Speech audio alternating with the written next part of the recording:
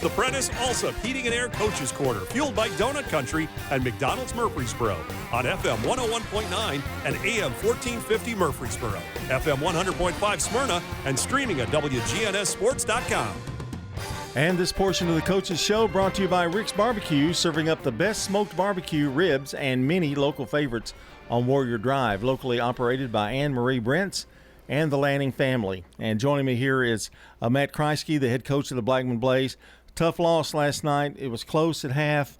They had a great drive in the third quarter. Tell us a little bit about that, because it was 10-10 at half. Yeah, it was 10-10 at half. They came out, and was able to move the ball on us. We were hoping we could get a stop, and things go different. We got, I think, a penalty. Was it third down? We got a penalty that hurt us. That continued their drive. And they were able to punch it in, and it was kind of when they punched it in, it kind of felt like, deja vu from the first game, because you could just kind of tell with our kids, not really panic mode, but they just, almost like they kind of lost a little confidence, and that was frustrating, because we were still right there in it. But then we come out right after that, they kicked it off to us, and we went 3 and out. And then they tipped the punt, and they got good field position again. So, it kind of snowballed a little bit, didn't it? Yes.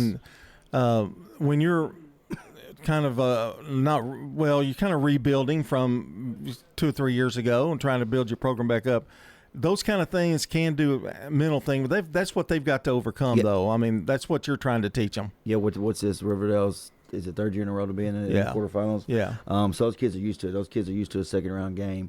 We were not there last year, so, half of our rosters, our juniors and sophomores, have not played in a second-round game. The seniors were fortunate their sophomore year to be in a quarterfinal game. So they kind of had some experience. But when you take a year off of not being there, it kind of shows. And so we've got to consistently be there year in and year out, so our kids know what to expect and know what to do. And when adversity hits in a second round game, you can be able to overcome it. And that's what we're going to work towards. Of course, as coaches, we don't ever sleep. But I was up last night and jotting things down that I want to hit during the off season for this off season. Very fortunate of our senior class, but we never stop working, never stop thinking about the future. Well, let's kind of look at it, and we'll maybe come back to this game. They did a pretty good job of stopping the running game, your running game, and forced Jacob to kind of have to throw the ball more than probably you wanted him to have to throw. Yeah,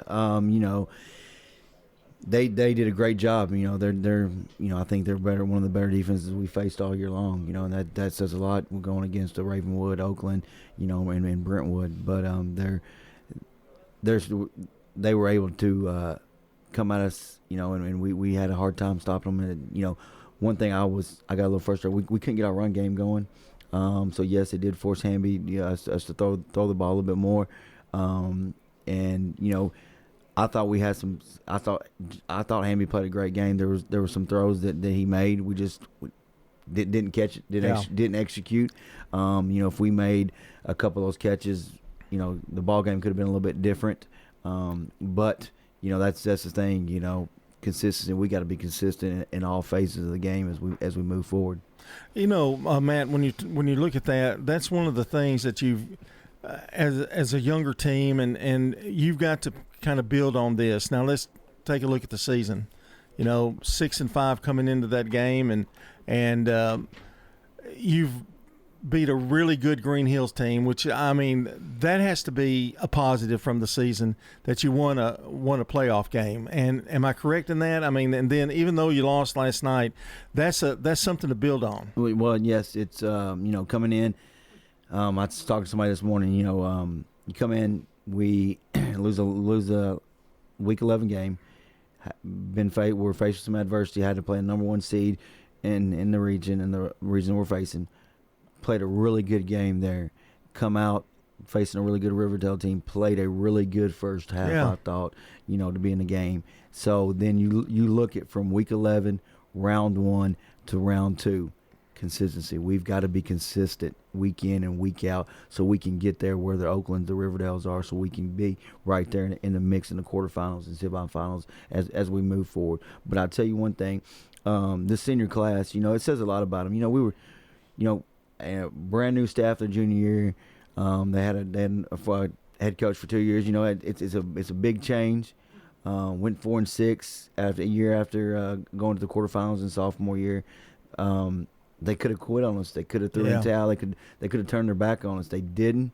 We had ups and downs this year, and we found a way to knock off an undefeated Green Hills team who has a Mr. Football finalist. We held him.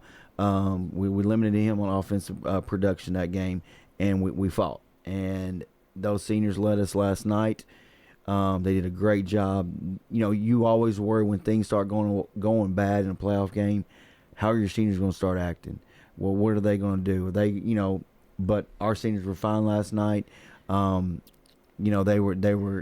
fought to the end. They didn't give up. And that's what you always worry about as a coach in games like that. When you see it towards the end, when we got to have something crazy to happen to get back in it and really get going again. They didn't quit. They didn't cause any issues, any problems on the sideline. They just kept fighting and kept doing what we've always asked them to do. Doing the right things. Doing the right things not only on the football field, in the classroom, in the community, and they kind of carried over and showed. And that was you take a positive out. That's a positive I take out of last night. Some growth in our team, that the maturity of how they handled a loss, handled the end of the season, instead of doing things that you see nowadays when kids don't get their way. They can do things out of character. We didn't have that last night, and I was proud of our seniors. That meant a lot to me. You know what the most impressive thing I thought after that third quarter was so disastrous for you, but at the toward the end of the game, 3 or 4 minutes to go, your offense is still trying to get down the field, and they scored a touchdown. I mean, that's pretty impressive because they could have just folded the tent, and that's what I think. Hamby had some good throws in there, and that's kind of what you wish you could have seen a little bit of. But a lot of that's Riverdale's defense too. Yeah. I mean, that's tough defense we're playing. But we were able to punch one in. We already had a play ready. Then we got the onside kick to take another shot real quick to hopefully cut it down to a 1-score game. But and that's they didn't quit, and and we didn't give up an easy touchdown with our defense. So again, I'm proud of those guys. We're going to miss these seniors. Ethan Carson playing with injury the past couple of games. Trey McGaffey went in there last night, had no business playing, but he wanted to lay it all on the field for Blackman High School, the Blackman community, because he's played in this program since he's been in the youth league, and he didn't know if he was going to get another chance. He went to the doctor Friday. Doctor said, I highly suggest you not playing, but if you want to play. I mean, he strapped it on, and that means a lot.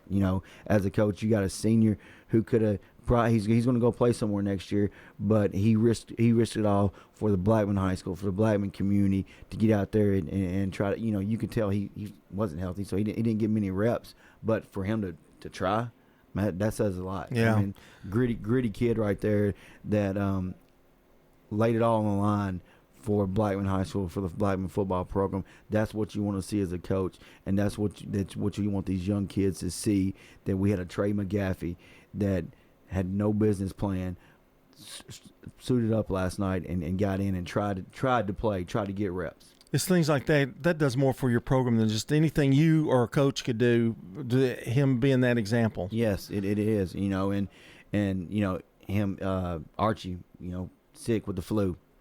And he could have not played, but he tried. He gave us everything he had, and that was good to see. You've got another kid, number 7, Jaden Maxwell. The growth of that young man from the time I walked in until now is unbelievable. I'll say this. I wouldn't, when me and Coach Crosby first got there, I would have put money he probably wouldn't have been with us.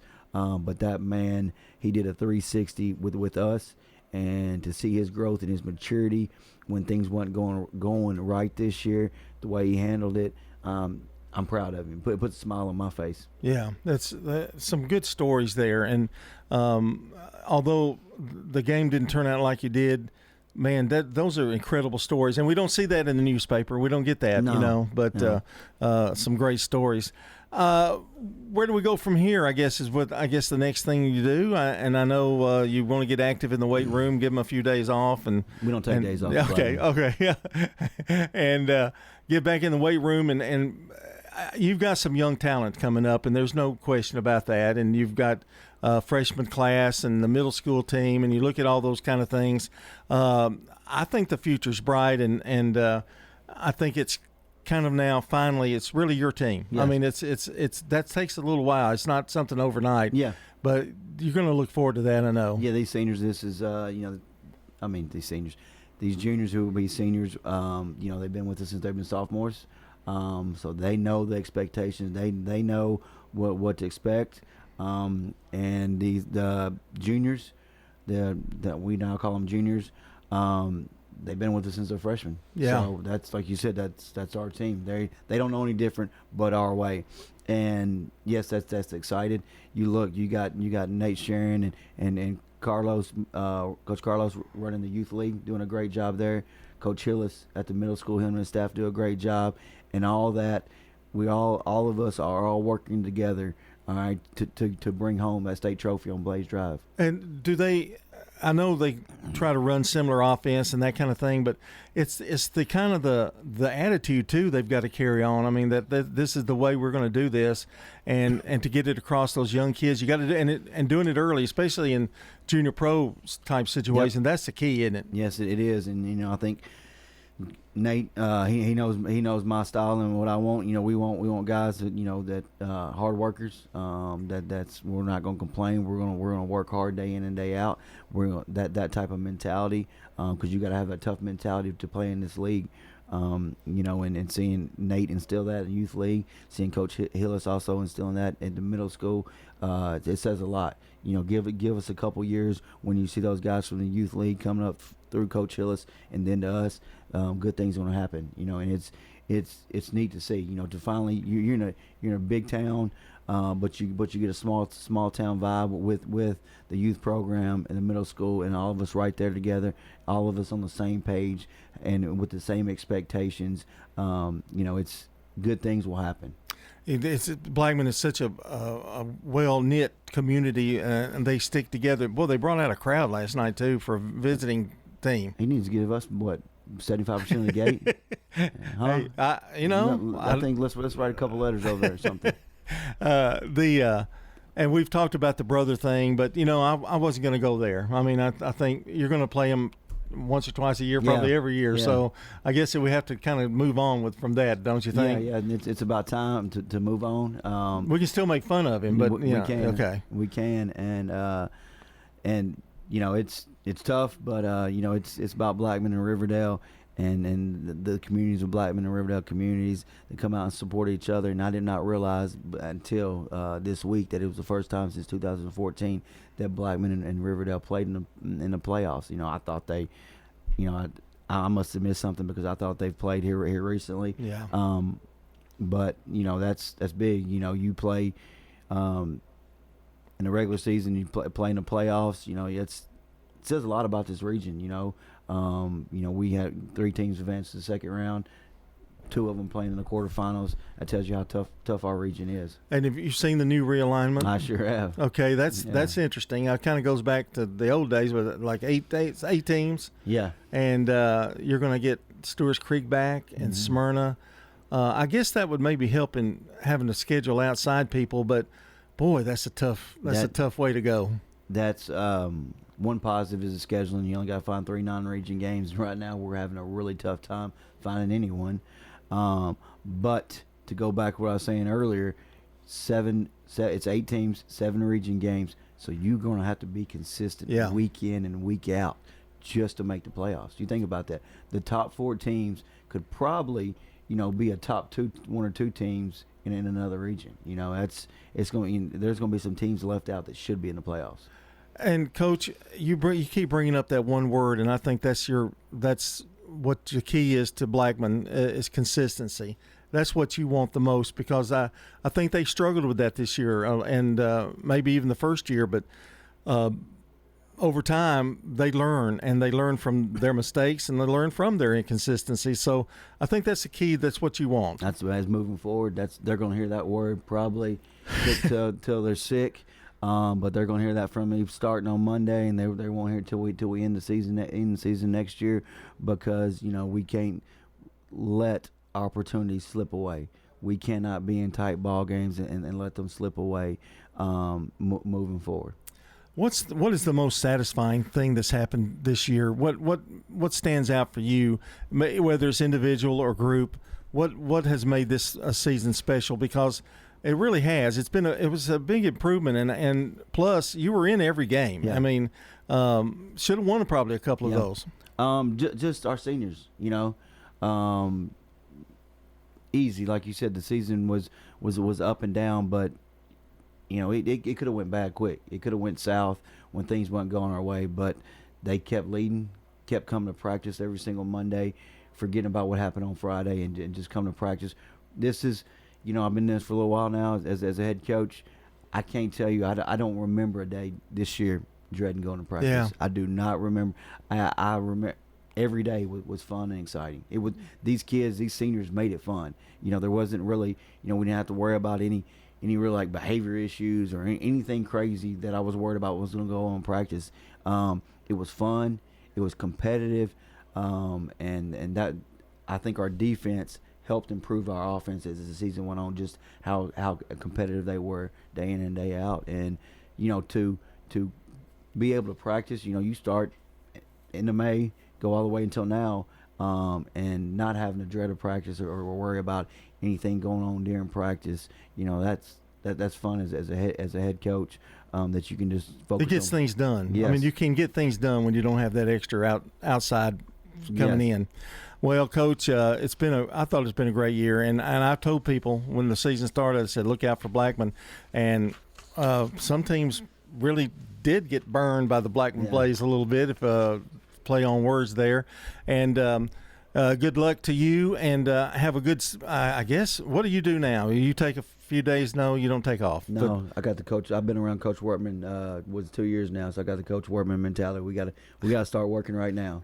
You are, yeah. You're starting to worry me. You're getting a lot like him. That's right. That's Matt Kriesky, the head coach of the Blackman Blaze. Had a great year this year, and looking forward to next year with them. This portion of the show has been brought to you by the Murfreesboro Special Census. Counting everyone means more state dollars to improve roads, parks, and services. Fill out the fast, easy, and secure form at murfreesborocensus.com. When we come back, we'll be talking Oakland as we continue on the Prentice Allsup Heating and Air Coach's Corner.